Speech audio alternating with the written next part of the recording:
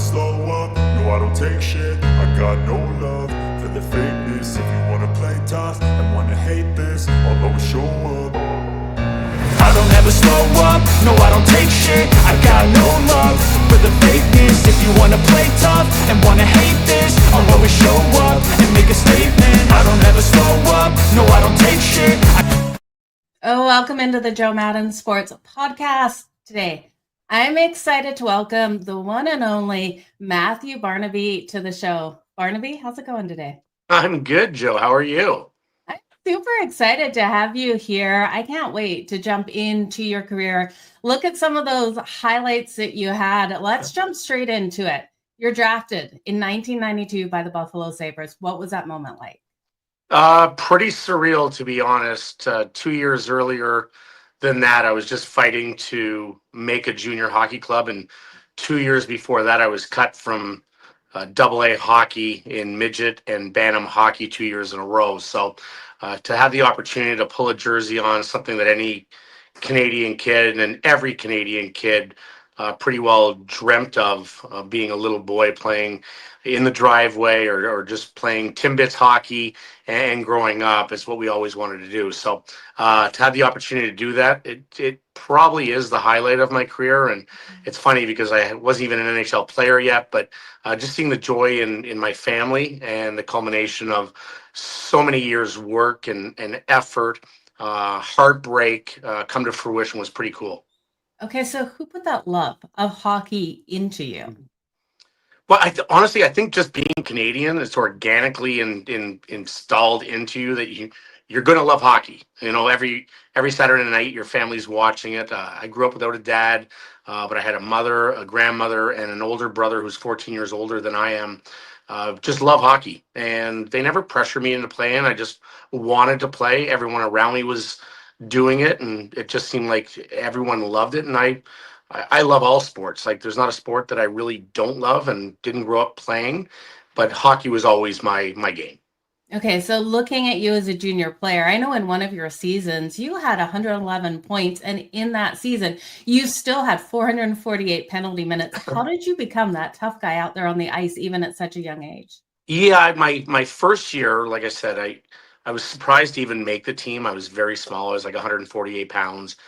And I didn't think I was going to make the team. And when my brother and mom and grandmother were coming up after like 3 days of camp, I didn't think I was going to make the team. And I told them not to come up because I was not embarrassed, but I just thought it was like not worth their while. So my brother said, just stand out. And I just took that. He didn't tell me to fight, but I started to fight, and that became something that I became known for. But it was because the fans got into it. I felt appreciated right away, and I just started to get a little bit of a reputation in training camp. So, you know, I took that another step further the next year, and I was always a good player growing up, as most guys are that get to the junior ranks and then to the NHL. You're always one of the best players on the team. So I was a talented kid, just needed to grow into my body. But that was a great year. Like, I look back at those stats, and it's pretty funny. I think I was suspended 6 games, had 111 points, was second team All Canada, but almost 500 minutes and penalties. So it was pretty cool year. Absolutely. I can imagine the thrill and when you heard those fans cheering for you when you dropped those gloves, especially at such a young age. But looking at your career, looking at you with the Buffalo Sabres, all of the time that you spent with that team, you were drafted in the 4th round. Did you expect to be putting on the jersey and being a regular out there on the ice so early? And did you expect to be public enemy number 1? Because that's what you really were when you rolled into cities. Yeah, and that's a great question, because halfway through that draft year, my second year junior, I wasn't thinking about the NHL. I think at the back of my mind, we all hope, but the scouts were coming to our games, talking to everyone else, looking at everyone else. It wasn't until Christmas, my second year, till, you know, we didn't have the internet back then. So the paper came out, and I was listed as a B or C prospect. And I thought that was the coolest thing, just to even be mentioned in the same breath as NHL players and NHL teams. So I go back to then. The rest of the year after that article came out, then I started gaining notoriety among scouts, and I was starting to talk to them. So once the year was over, I don't want to say I knew for sure that I was going to get drafted, but I talked to a lot of teams, and I had a good idea that I was going to get drafted. Now, I didn't know if I was going to go anywhere from the second round to the 10th round. I had no idea where I was going to go.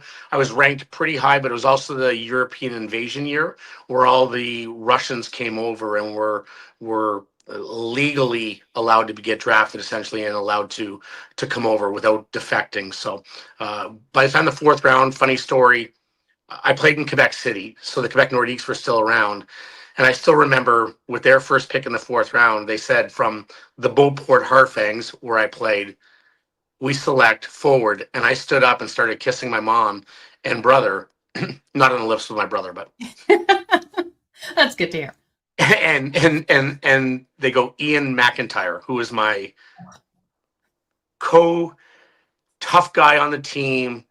He deserved to be drafted before. He was a year younger, bigger, stronger, and he had a great rookie year. So literally when Buffalo said from the Beauport Harfangs about 4 picks later, I sat till I heard my name and I was like, okay, now we're cool. But yeah, going on to the second part of the question, being public enemy number 1, I think there was some doubt just because my size coming in at my age, if I was going to be able to play that same way.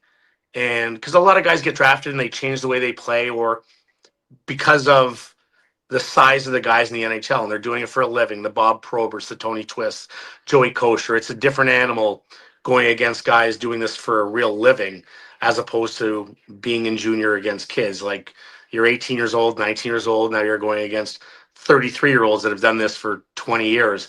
So I said I'm going to be the exact same player, and I became public enemy number 1 in almost every building that I played in. That was the goal, something I relished. So what was it like, Matthew, walking into those buildings, knowing that at some point you're going to drop your gloves, that their tough guys are going to come after you? What was that gut feeling like as you stepped on the ice or even stepped into the arena? You know what? I never was nervous when I stepped into the room. I was never nervous when I stepped onto the ice. I was never nervous the night before having a bottle of wine with my teammates, talking about the games or whatever we talked about. The only time I got nervous was in the afternoon sleep. You'd eat, you'd have skate in the morning skate, you'd go to lunch, you'd have your lunch, and then you'd go to your room, and you're really in that room for 3.5 hours, and it's just you, your bed, and quiet. And that's when your mind starts racing. Once I got to the rink, I took on a persona of being a different Matthew Barnaby, not the fun-loving, I'm going to be an asshole, and I want to be an asshole. And if you're going to come, bring it on. I love it, and I relish it. I was never afraid. But in the afternoon, it's the only sport, unless you're in like UFC or boxing, where you go to work, not even like accountants and podcasters and medical salespeople. They don't think in the afternoon, oh my God, I might break my nose or break my jaw from a punch tonight. So that afternoon, I never slept. From the age of 20 years old on, I never ever slept. And I'm 52 years old now. I lay down in the afternoon, I can't sleep. And it's not because I think I'm going to get in a fight. It's just, I think, PTSD of when I played those 15 years. It's just ingrained in my mind. So that's the only time I got nervous. When I got to the rink, I absolutely loved it. Okay, so was part of the persona the smile and the laughter out there during those punches being thrown? Yeah, and that's, again, I played at 188 to 192 pounds. Most of the guys I fought were 210 to 250. If you go Stu Grimson or Chara, the Proberts, all those kind of guys were so much bigger. So I knew I had to be in really good shape. I knew I had to be strong for my size. But at the same time, I knew I wasn't going to go toe-to-toe with Zdeno Chara or Tony Twist. So I had to let them hit me a little bit and kind of get them tired and be in great shape so at the end of the fight that I could come on. So there's nothing more infuriating if you're fighting with your boyfriend or husband, or I'm fighting with my wife or girlfriend, or I'm in a fight and they're yelling at you and screaming at you. The worst thing you could do to them is laugh. Oh, absolutely. In a fight, like, there's nothing that would infuriate a partner more than in a fight. You want like that argumentative, I'm yelling at you, yell back at me. But when someone just smirks and laughs, it infuriates them even more. So I kind of took that into my fighting, whereas I'm going to fight these guys that are really tough. They're going to punch me 4 or 5 times, and I'm just going to laugh at them. Now they might change their way that they're fighting because they're getting fight. So that was kind of my whole mindset on that I tried to win the mental battle and then turn it into the physical battle. Okay, so over your career, you played 834 games, 2,562 minutes. Out of those in the penalty box, out of those minutes in the penalty box, is there anyone that you regret that you never got to fight? Probably Bob Probert, but in jest, because he probably would have broke my nose and broke my jaw. But he was always like an idol growing up, and just watching the way that he played, he had the innate ability to be so tough, but also be able to play top line minutes. It wasn't dirty at all. But I grew up watching him fight Wendell Clark on Hockey Night in Canada on Saturday nights. So there was a bet one time between me and Brad May, and we were both trying to fight him. He was in Chicago later on in his career, and it didn't come to be, but we were both trying. And he's a guy that I would love to have on that scorecard. I also got to fight Ty Domi, I think 3 or 4 times, who's now become a really good friend. So those ones are special to me because we still tease each other on group text with different guys, but just a great human being, very, very tough guy. He's still mad at me because I didn't put him on the Mount Rushmore of fighters, and he has more fights than anyone in the National Hockey League. He definitely should be there. So Ty, I apologize. Okay, so who is on your Mount Rushmore of fighters then? I had Probert, Okay. Joey Kosher, Tony Twist, Dave Semenko, and Dave Brown. Okay. That's a great Mount Rushmore of fighters. That's for sure. Listen, I could put 20 on there because everyone's always like, who's the toughest you fought? Yeah. And when you go back, there's so many that are tough. Like so many guys that could break your face with one single punch. And it's so hard to make a Mount Rushmore, but definitely Ty Domi should be on that list 100%. Okay, so looking at the league today, what do you say to fans that say fighting doesn't belong in the league anymore? It certainly belongs. I think it's a part of the culture. And listen, I don't want to see junior kids that are 16-year-olds fighting 20-year-olds for $50 a week. Like there's such a discrepancy in manhood, puberty, just physical development, and I don't want to see those guys fighting that aren't making money. I think there's still a place in that game. It's a very emotional game. I like to see a fight here and there. Do I miss the rivalries of playing Philadelphia and it being a tough game and rolling into that city 3 days later? Man, I wish we had Twitter where you could start chirping the fans and the other team. I wish we had that. So I miss the rivalry part of it, but I still think there's a place in it. Organically, it disappears, and only because, there's not guys in junior with 448 minutes and penalties. Yeah. There's not, there's fighting rules in junior, which I'm in totally agreement with. But the odd fight here and there when it gets emotional, and when you get into the playoffs and you see a team losing, like the Edmonton Oilers against Florida Panthers, and there's that face washing and guys are pairing off, man, it's still awesome. And anyone that says that they go get a hot dog or a beer while the fight, they're liars. They're liars. Yeah. We're animals. Yeah, I mean, we're animals in that way. But I don't miss the people just squaring off to fight and guys that can't play hockey be there just to fight. I don't miss that part. Okay, so the Four Nations, what did you think when the Tkachuk brothers both dropped their gloves? Awesome. Listen, you and I watch so many hockey games during a year, and there's a lot of games that go by, you're like, benign, not memorable at all.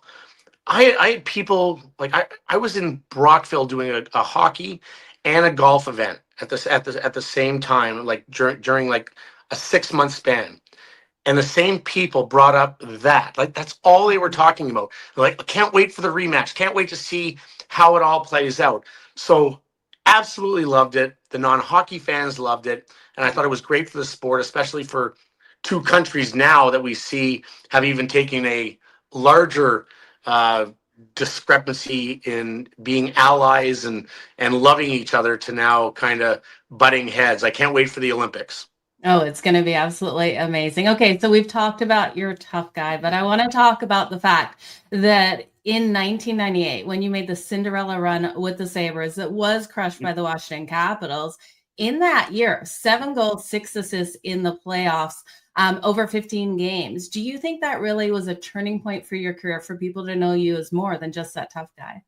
Yeah, we had some injuries, so I had the ability, and the precursor to that whole thing is for about a year and a half, I'd been asked to be traded because Ted Nolan was fired as our coach, and I always was brought up on loyalty, and I didn't like the way that it was done and didn't think it was just. So I'd been asking for a trade, and then playoffs came, and I stuck with the team. They stuck with me, and just a great run. And when you're put in opportunities, you don't get many opportunities, and then you have the chance to either take the bull by the horns and make something of it, or you don't. And as long as you get that opportunity and you hopefully get a chance to get that opportunity, then you have to take advantage. And I was put in a great spot, played with great line mates. I was given power play time, and it was pretty cool though, because my son was just born on May 2nd. I had my first hat trick in the NHL against my childhood team in the Montreal Canadiens. It was my wife at the time's first Mother's Day. It was my mom was in the crowd for her Mother's Day. So it was a really cool moment. Great run. Everything was going in for me. Going to the right spots at the right time. Teammates playing great. Team playing great. And it was weird thing when you open up the paper back then, and you look at the top scorers in the playoffs, and it's like Steve Yzerman, Fedorov, Peter Bondra, Matthew Barnaby. It's like Sesame Street with the 4 little boxes, and one's glowing. Which one doesn't belong here? But it was pretty cool run. Yeah, but you absolutely did. I'm so glad you were able to get that in the newspaper. Did you frame that? Did anyone keep it? Did your mother keep it? No, but my trainer took the stick that I had and actually had all 3 pucks. Oh, and then for Father's Day, my wife gave me a large framed stick with it's my favorite piece of memorabilia, even over my Tiger Woods stuff and my Michael Jordan stuff. That's definitely number 1. Yeah, definitely should be. Okay, so you played for 8 teams, from Buffalo to the Rangers. You even played for Colorado. Which franchise really felt like home for you? Well, I'll always go back to Buffalo because they gave me the first opportunity. I played my longest part of my career here, and I think everyone identifies me as a Buffalo Sabre. I have to say I loved Pittsburgh when I got traded there, and the memories I made playing with Mario Lemieux and Jaromir Jagr. We had some really good teams, never enough to get over the top, but great memories, great fans, very similar to the fan base in Buffalo being a steel town, a blue collar town. New York was awesome. New York was a great spot, playing in Madison Square Gardens. The thing that misses out from New York, and I played with so many Hall of Famers there, but playing on a line with Mark Messier. I mean, how many guys get to say they played on a line for a year with Mark Messier? Eric Lindros was my roommate, a guy that I hated more than anyone, and he literally would have stabbed me in the throat at any point during the first 9 years of my career, became a good friend. Tampa, benign. Chicago, benign. Colorado, if I would have been there a longer amount of time, probably the best dressing room I was ever a part of. Joe Sakic, Peter Forsberg, Rob Blake, Timo Solani, Paul Kariya. I mean, the list goes on and on and on. So if I would have played there longer than just a playoff run, that probably would have been the spot, because great fans, great city, and amazing organization. And Pierre Lacroix, Tony Granato was our coach, Rick Tocchet, our assistant. So just so many great memories. So there, I just didn't play there long enough.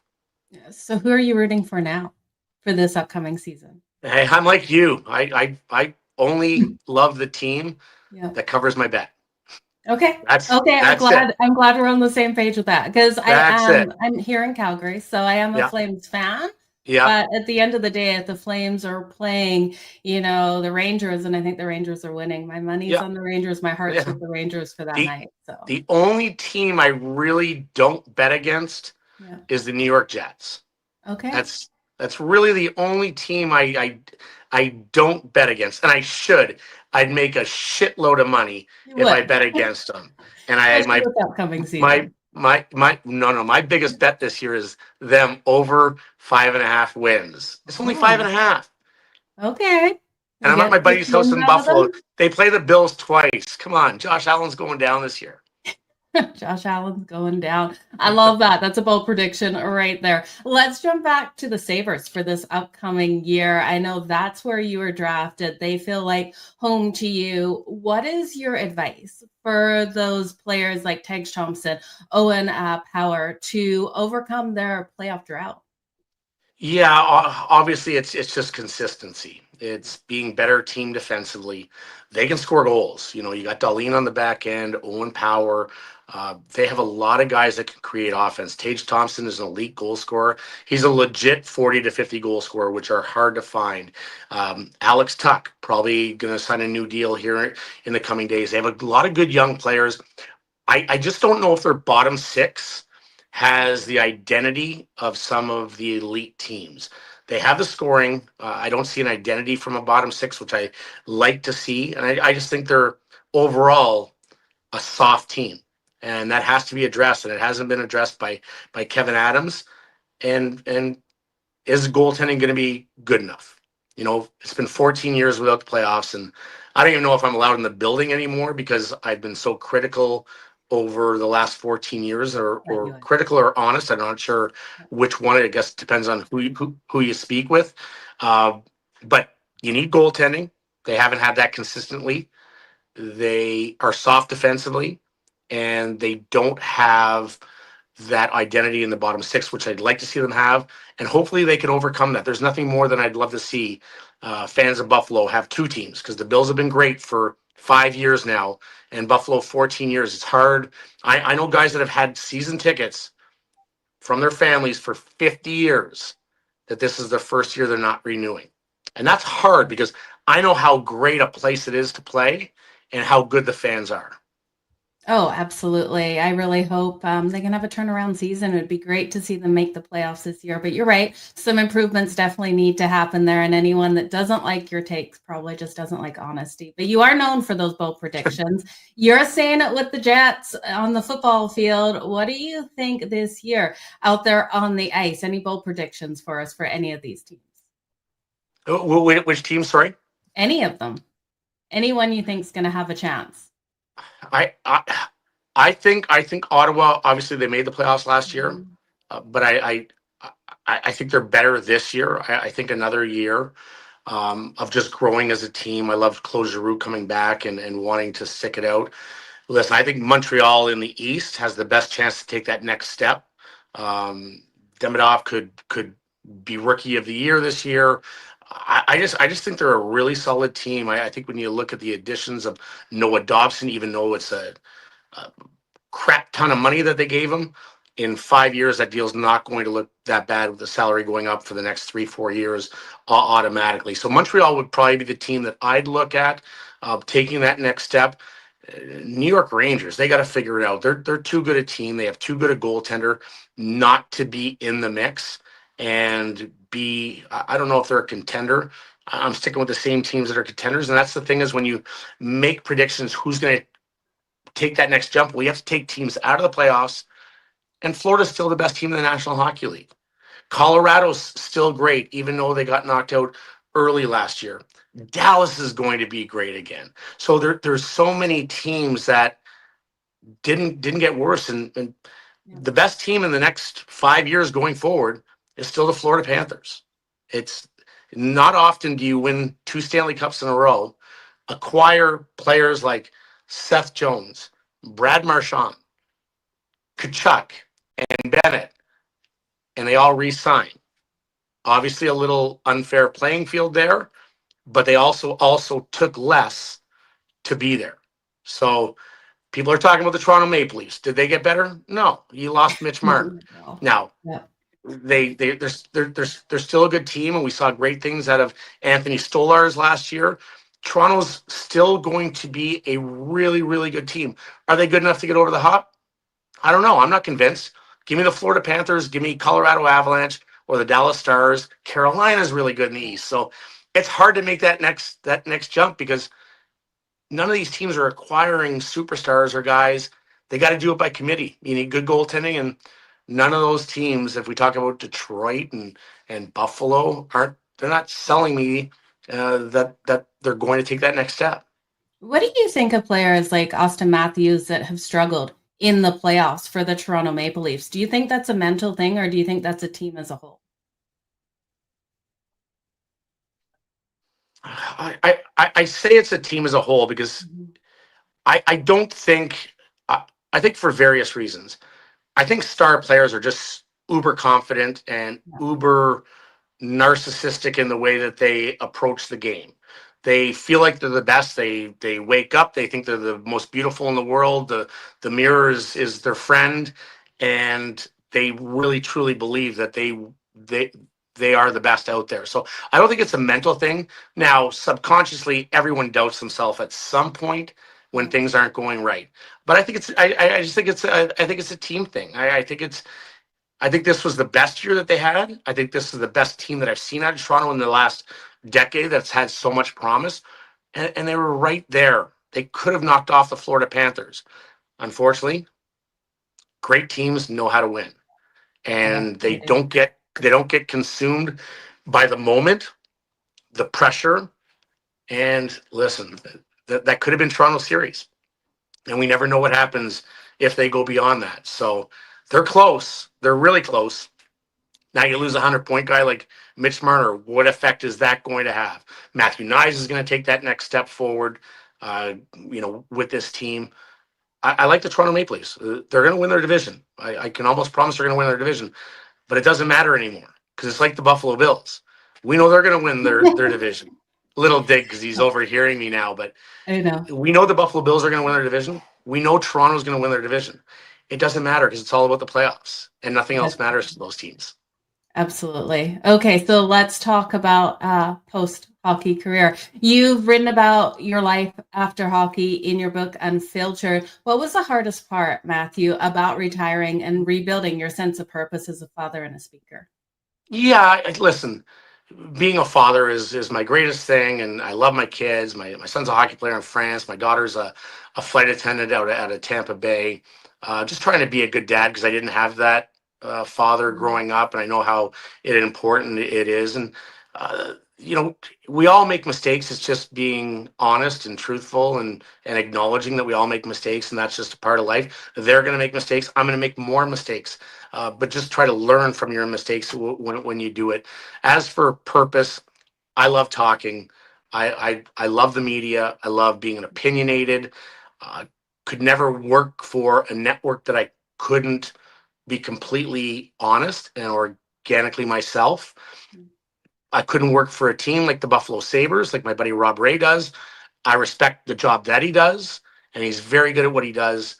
But 14 years, no playoffs, I'd be losing my mind, and I'd be fired within 2 seconds. So I think that's the podcast world, and where I fit in and where I go has been great for me. It gives me the ability to travel and still work, stay involved in the game, and stay involved in the betting side of it, which I absolutely love. I'm a big poker player, love betting, love gambling on football and hockey and everything in between. But I love the ability to be able to go to France if I want to see my son, and go to Tampa Bay or come to Buffalo like I am here to see my daughter. So I think that's been really, really good for me. And then besides that, just doing a lot of charity events. I go to Calgary, Edmonton, Vancouver for Alzheimer's. I get to do Heart and Stroke Foundation events and kind of stay involved with the hockey side of it, and seeing younger players that retire do these events, reminisce about our playing days with guys that I might have played with or played against. And that's the funny part. Guys like Stu Grimson I do events with, like, we hated each other. Like, just the nasty shit that I've said to Stu Grimson and other tough guys or other players over the years. Yeah. And then you roll in and I'll get a text from like Stu Grimson, nicknamed the Grim Reaper, and I'll be at an airport. I'll look at my phone and it'll be like Stu Grimson. And I'll be like, hey, sweet Barney, can't wait to see you. Hope the family's well. Just want you to know I'm thinking about you and I love you and I can't wait to see you. I'm like, who the hell is this Stu Grimson? This is not the guy that told me he was going to rip something off my body and shove it down my throat back in the day. So it's been retirement and what I've done in the last 20 years. Okay, last question. So what was it like when you met some of those guys that you went toe-to-toe with out there on the ice? Was there kind of like butterflies when like you first met them off the ice? I wouldn't say butterflies. I would just say you don't know how every personality is different. My personality is going to be different from Stu Grimson or someone else. Is someone going to take what we did to heart? And there's been a few guys along the way that maybe can't make amends. When I say very, very small percentage, 99% of the guys that I hang out with when I do these events are former tough guys or agitators. We kind of gravitate towards each other because I think it takes a certain mindset, a certain personality to do what we did. But, I've got to become friends with guys like Pierre Turgeon, who's the nicest guy in the world. Like Pierre Turgeon, Hall of Famer, and overall just a sweet guy. So no butterflies, just kind of a little on my toes on how is this going to react? Yep. 99% of them, absolutely awesome. That is fantastic to hear. Is there anyone in the league, and this might be a question you don't want to answer, that you'd just love to punch in the face right now? Well, the only guy I really want to punch in the face is retired too, and that's Sean Avery. Okay. Because I fucking hate him, and I don't know if I'm allowed to swear, but I just did. I hate him, and I'd love to punch him in the face repeatedly, like just because I don't think he's a good guy. Having said that, is there a guy I'd like to punch in the face right now? Man, if I played Brad Marchand, I'd have to take a 5-minute major and jump on him, but he's probably my favorite player. Yeah, him and Tkachuk. I've gotten to know Brady in Ottawa and the Tkachuk brothers and knowing their dad. I mean, those are the guys you want to go to war with. Those are the guys you want. A guy like Brad Marchand is the epitome. I was enemy number one, but I'd score 30 points a year. Yeah. Brad Marchand plays on the Olympic team, the Four Nations team. He's a Stanley Cup champion. He's an all-star. He draws the penalty. He licks you in the face. You retaliate, and he's the guy that gets to go on the power play and score. There's no other guy that you would want to do what he does because he does it. He infuriates you, but he's also the best player or one of the best players in the other team. That's pretty high praise. Lots of people can't stand him because of that lick that he did. I can't remember who he licked and when he licked them, but a lot of people just can't stand him because of that. I think it was a great power move. What about you? It's a great power move. I'm a germaphobe. That's not where I'm licking. I can tell you that.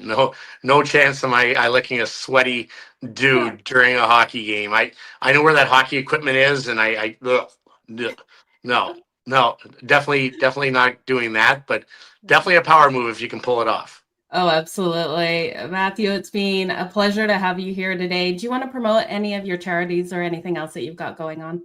No, just things we do that a lot of people are affected by is Alzheimer's. And I think, the game that I played, I'd be pretty naive to think that I might not have something wrong with my brain, or maybe I already have if people have met me. But just donate when you can to certain events. And it doesn't matter what it is. If you're fortunate to be able to share a few dollars, just do it, or even volunteer, whether it's Alzheimer's or cancer or juvenile diabetes, heart and stroke.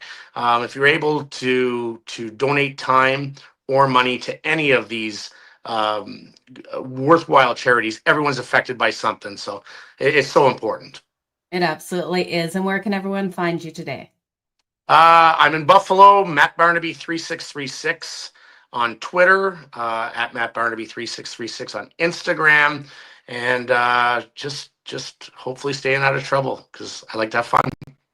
Keep staying out of trouble. Everyone, thank you so much for joining us today on the Jo Madden Sports Podcast with Matthew Barnaby.